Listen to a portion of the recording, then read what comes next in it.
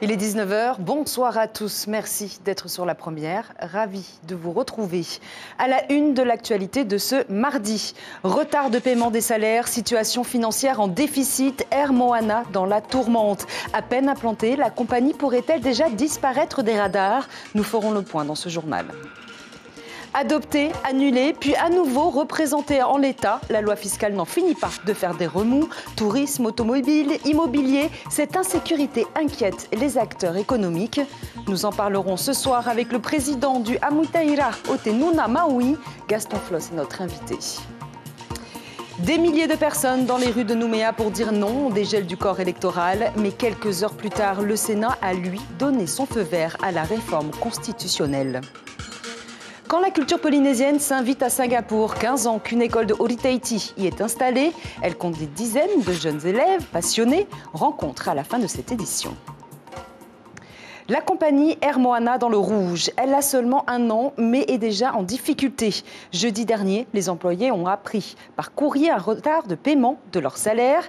La société aurait enregistré un déficit de plus de 1,5 milliard de francs, selon le principal concurrent Air Tahiti.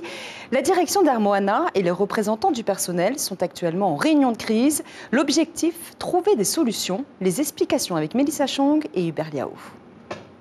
Mauvais temps pour Air Moana. Après 2 heures d'attente derrière cette porte, rien n'a filtré. La direction et les délégués du personnel sont toujours en réunion de crise. Jeudi dernier, les 177 salariés de l'entreprise ont eu la stupeur de lire que leur salaire serait versé en retard en raison de contraintes économiques. La direction explique dans cette lettre que se sont procurés nos confrères de Tahiti Info, nous sommes confrontés à une situation qui retarde notre capacité à procéder au paiement des salaires avant le 31 de ce mois. Avant d'ajouter, nous espérons achever ce processus avant le lundi 8 avril. Selon Manate Vaivich, ancien PDG d'Air Tahiti, le constat est tel que la Polynésie française ne peut continuer d'accueillir 2 compagnies inter-îles. Il estime qu'Air Moana serait déficitaire de plus d'1,5 milliard de francs pacifiques sur l'année 2023. Il s'était exprimé le 26 février dernier. Il suffit de voir les chiffres auxquels nous sommes arrivés à la fin de l'année dernière, de l'an dernier, avec 2 opérateurs qui ont donc exploité les lignes, je dirais, les plus rentables de Polynésie française, et avec à la clé pour les 2 opérateurs des déficits colossaux. Une baisse des tarifs évidemment, mais une baisse de tarifs qui finalement est financée par ces déficits. Au guichet, les clients sont unanimes, le jeu de la concurrence a fait ses preuves et les prix pratiqués par Air Moana sont abordables. Leur crainte, voir une hausse tarifaire du concurrent historique Air Tahiti si la compagnie, âgée d'à peine 1 an, venait à disparaître. Alors, le revenu est comme avant, hein. Les billets vont monter, celui qui a le monopole peut se permettre au pif comme ça d'augmenter les billets sous des prétextes des fois on ne comprend pas. Hein. Voilà.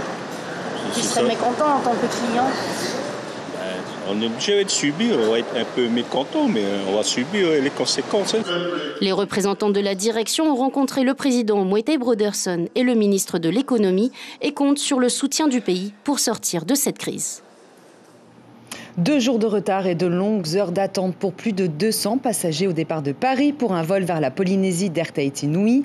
Suite à un problème technique lors de l'escale à Los Angeles, leur appareil est resté bloqué aux États-Unis. Trouver la panne et la pièce, puis intervenir en plein week-end de Pâques, l'avion a été mobilisé 24 heures. Il est finalement reparti hier soir. Pris en charge par la compagnie, les passagers pourront décoller de Paris demain. Annulé sur la forme par le Conseil d'État le 25 mars dernier et réexaminé dès le lendemain par la Commission des finances à l'Assemblée, prochainement soumise à nouveau au vote, la loi fiscale est au cœur des préoccupations. Tourisme, immobilier, secteur automobile, les allers-retours institutionnels d'un texte jugé irrégulier ne sont pas sans impact et inquiètent les acteurs économiques du pays. Explication avec Caroline Fary et Mirko Vanfo.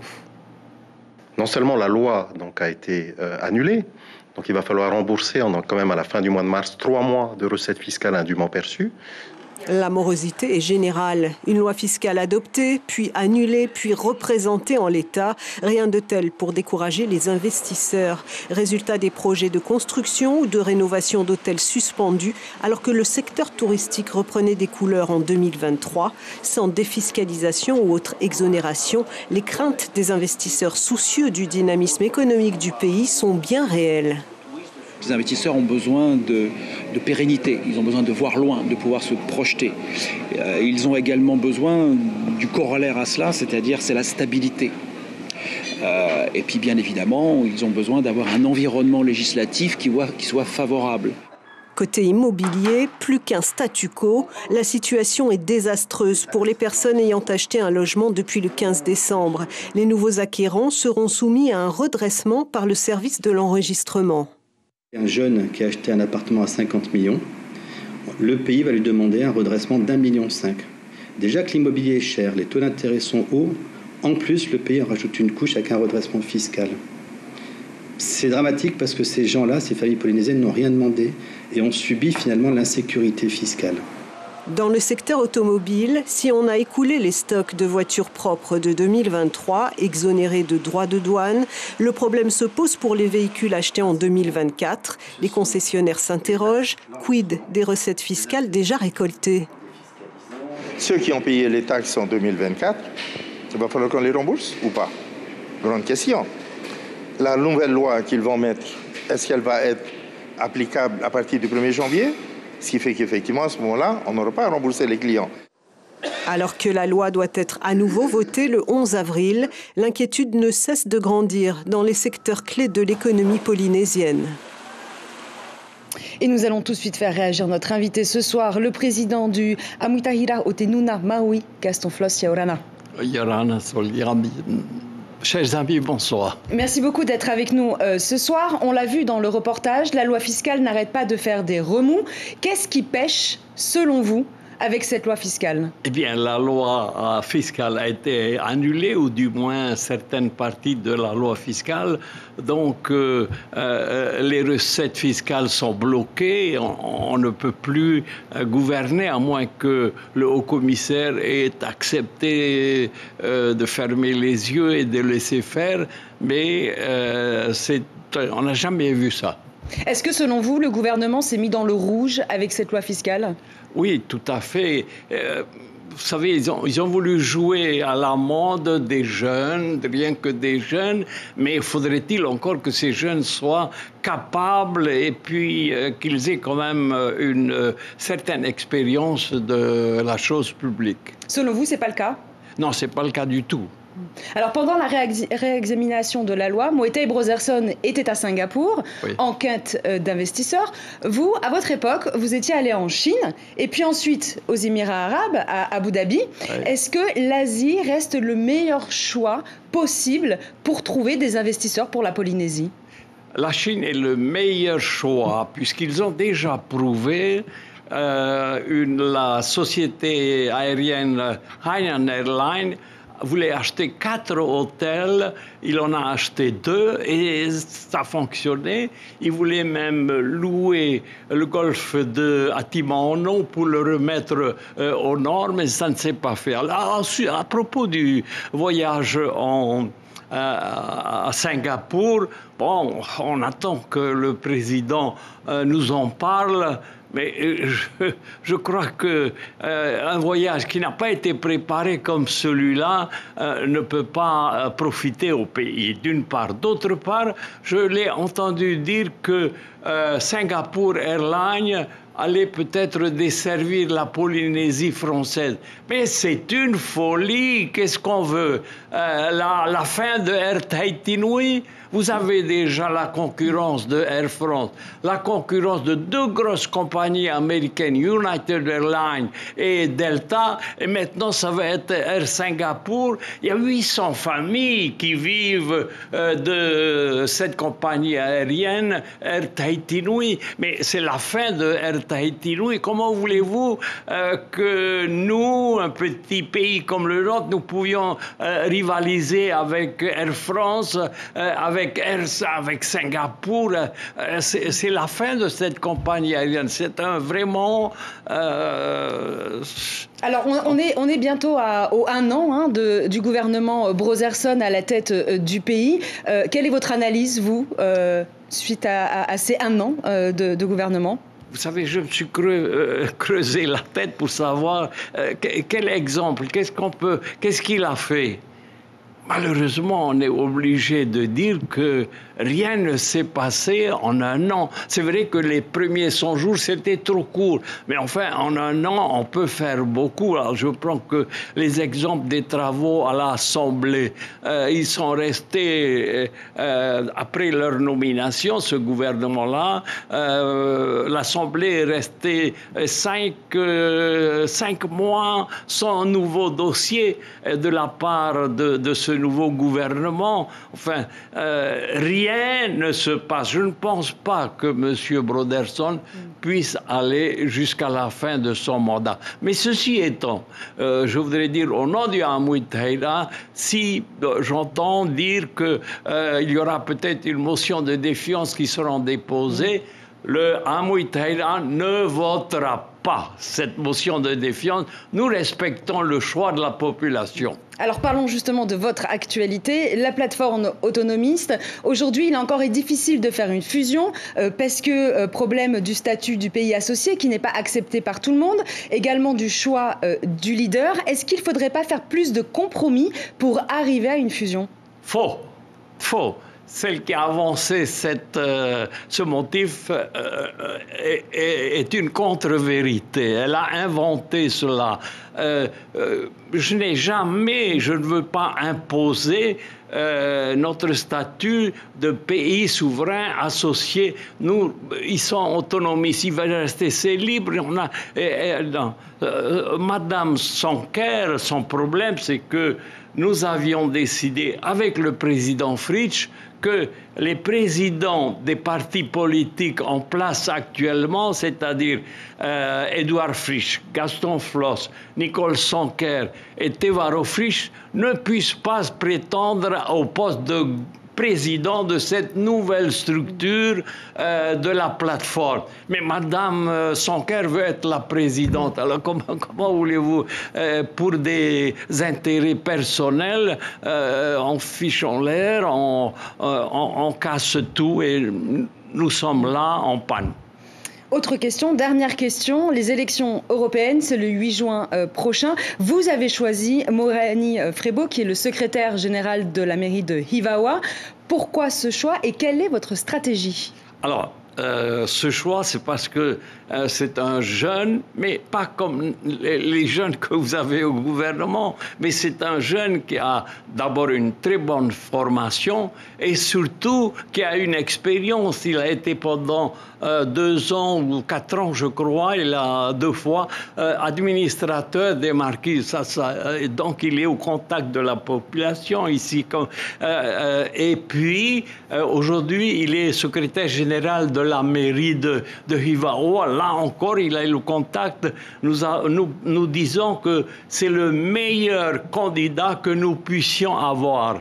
Maintenant, à condition que le parti de Macron le mette en position éligible, parce que s'il est 40e, il n'a aucune chance de passer et nous n'allons pas gaspiller nos voix. Et lui, il le reconnaît. Donc, nous choisirons un autre. Mais pour l'instant, notre choix, c'est Morani Frebo et je vous demande tous de voter pour lui. Merci beaucoup, Gaston Floss, d'avoir été avec nous ce soir. Le Sénat a dit oui au dégel du corps électoral calédonien pour les élections provinciales. 233 voix pour, 99 contre. Quelques heures avant ce vote, des milliers de personnes ont défilé dans les rues de Nouméa. Les indépendantistes campent sur leur position, demandaient le retrait du texte sur le dégel du corps électoral. Reportage de Thérèse Waya de Calédonie la Première. À moins d'une semaine de la précédente manifestation, la CCAT, soutenue par le bureau politique de FLNKS, remet le couvert pour dire non au dégel du corps électoral. Il ne faut surtout pas dégeler, sinon on est fini. Nous, le peuple kanak. Il y a un déni total aussi des aspirations locales, parce que derrière le corps électoral, on sait très bien que c'est la participation de nos populations dans les majorités, dans les exécutifs des assemblées et dans la stabilité aussi de nos institutions, parce que ça fait 30 ans que nos aînés ont dû tenir les institutions. Selon la CCAT, l'heure est grave. Raison, dit-elle, de redire encore plus fort son opposition. Et pour cela, elle a organisé pour sa seconde marche un système de navettes pour faire descendre de brousse des sympathisants de l'intérieur. Non au dégel du corps électoral, non à la recolonisation. Les slogans ont été scandés à plusieurs reprises tout au long de la journée. Et encore plus ici au Saraya, où a été décrié ce que les manifestants appellent le passage en force de l'État. S'amuser à jouer avec ça, c'est jouer avec le feu. C'est manipuler une boîte à allumette, une poudrière. Galvanisé par le nombre, le cortège s'était lancé vers l'hôtel de la province sud depuis le Mwaka, une marée humaine qui grossissait au fur et à mesure qu'elle entrait dans la ville. Beaucoup de jeunes, sans doute l'effet vacances, étaient présents. L'occasion pour les orateurs d'expliquer le contexte et les conséquences du dégel du corps électoral. Beaucoup de colère et de détermination affichée. Le projet de loi constitutionnelle doit désormais être examiné par l'Assemblée nationale au mois de mai. Et si les deux chambres du Parlement l'adoptent dans les mêmes termes, les parlementaires seront ensuite réunis en congrès à Versailles pour donner leur accord final à la révision constitutionnelle. 300 Polynésiens atteints d'autisme au Fénois, soit 1,5% de la population. À l'occasion de la journée mondiale de sensibilisation à ce handicap, l'association Tous Capables a invité les parents et proches à la mairie de Papeete. Partager son quotidien, échanger des astuces, les familles ont profité de ce moment pour discuter et s'informer davantage. Sébastien Rouget, président de l'association, est au micro de Mélissa Chong. C'est notre journée mondiale de sensibilisation. Et c'est un moment où on peut tous se rencontrer, aussi bien les parents, les éducateurs, les grands-parents. Et puis, si ça permet aux gens des îles de venir en plus voir nos spécialistes. Et en Polynésie complète, le taux estimé de 1,5%. Donc, ce qui veut dire que les autistes, on serait 300. Et depuis qu'on a ouvert un centre de diagnostic pour les tout-petits, on a diagnostiqué à peu près une vingtaine d'enfants par an. Donc il y a une classe chaque année d'enfants autistes qui sont diagnostiqués. Elle est une étape du circuit mondial de beach volley. Tahiti accueille pour la deuxième fois le Volleyball World Beach Pro Tour. Les Polynésiens devront affronter des adversaires venus du monde entier. Le tournoi a débuté ce mardi au parc Aoreitiniho de Pirée. Un tournoi qui revêt une importance particulière cette année puisqu'il servira de qualification pour les Jeux Olympiques. Anne Fayo, vice-présidente déléguée à la Fédération tahitienne de volleyball, est au micro de Mirko Manfouf. Cette année, nous avons 13 pays qui seront présents sur le tour, y compris les filles. Nous avons 10 pays au niveau des garçons et 3 autres, ce sont les Pays-Bas, l'Australie et Chypre uniquement chez les filles. Et prenons le large vers l'Asie, où la danse tahitienne s'est invitée à Singapour. Béatrice Kesson est professeure de Ori Tahiti. Elle est à l'origine de la seule école de danse tahitienne de cette cité-État. 15 ans qu'elle existe désormais. Celle qui a grandi à Pirée a profité du voyage du président Moetai Brotherson pour montrer tout le talent de ses jeunes élèves passionnés. Reportage de Mélissa Chong.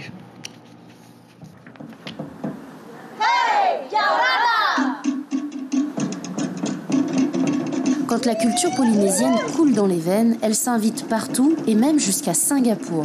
À 40 ans, Béatrice Kesson dirige la seule école de danse tahitienne de la ville. Celle qui a grandi à Pirée partage sa culture depuis 15 ans avec des élèves tout aussi passionnés. C'est une histoire plutôt marrante. Ma sœur, elle vivait ici, Lila. Et moi, je suis venue lui rendre visite, en fait. Et on a mis un peu de danse tahitienne. Et je me suis dit, ah, mais ça me rappelle tellement de belles choses. Écoute, on va danser ensemble, on a invité des amis. Et finalement, voilà, c'est comme ça que ça a commencé avec ma sœur Lila.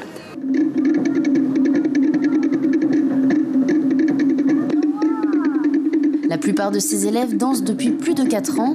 Même les plus jeunes ont rejoint la joyeuse troupe, conquise par le rythme des toeri. Déjà, les costumes, ils sont beaux. Et puis, les mouvements, c'est pas trop compliqué, mais en même temps, c'est assez facile à apprendre quand tu connais la danse après. Les danseuses de Béatrice viennent de tous horizons, mais un lien profond les unit, celui de l'amour qu'elles portent à la Polynésie et à ses traditions, quitte à parfois en faire des sujets de recherche. J'habite à Singapour depuis 10 ans et il y a 7 ans, j'ai fait un voyage avec la Ranouille aux Marquises et je suis tombée amoureuse des Marquises et de la danse. Et une fois retournée à Singapour, j'ai tout de suite cherché une école où je pouvais pratiquer cette danse et j'ai aussi commencé à faire des recherches sur la danse marquisienne en tant qu'anthropologue. Cette communion qu'on peut avoir avec la terre, les oiseaux, les gens, la mer, je trouve ça magnifique. En fait, c'est comme une poésie dansée. Chaque semaine, les danseuses de Singapour empruntent cette passerelle d'évasion qui les transporte jusqu'au plus beau rivage de Polynésie française. Bye bye. Vous vous en doutiez certainement, non, le gouvernement de Singapour ne va pas offrir 25 milliards de francs pour les Jeux du Pacifique. C'était un poisson d'avril. C'est la fin de cette édition. L'information principale de ce mardi, retard de paiement des salaires, situation financière en déficit. Air Moana est dans la tourmente. Quel avenir pour cette toute jeune compagnie créée il y a à peine un an? Direction et représentants du personnel sont actuellement en réunion de crise avec cet objectif, trouver une solution. Au programme de votre soirée, la série Elementary suivie de la pièce de théâtre Moi, Tituba, sorcière noire de Salem. Et à la une de votre quotidien demain, un nouveau PDG à ATN d'ici un mois. Prochain point de l'information demain dès 6h sur vos ondes radio Polynésie la première avec Corinne Tehetia et Abinera Tematahutoa. Merci pour votre fidélité. Très belle soirée à tous et à demain.